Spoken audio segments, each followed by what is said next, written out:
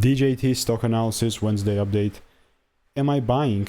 I'm covering all this in this short 1-minute video, so watch till the end. With Trump Media stock or Trump Media Technology Group stock, we are sitting at like relatively around 2163. I'm gonna say this, today's performance is still bearish, so what can you expect? What do you think the case is here? Yeah, I'm just gonna get rid of this. Wait a minute. Just gonna get rid of this stuff here. I mean, I'd still keep the line for sure, because the only case in which I look for something bullish if I start to see that daily, a break above that daily high.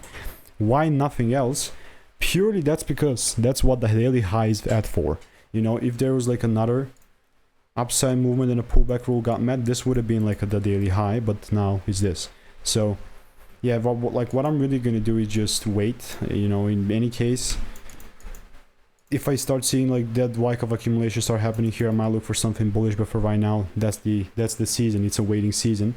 There's nothing else I could do here. So if you want to learn the strategy for free, just check the first link in the description. All reviews are 5 stars, and I'll see you in the next one. Goodbye and enjoy.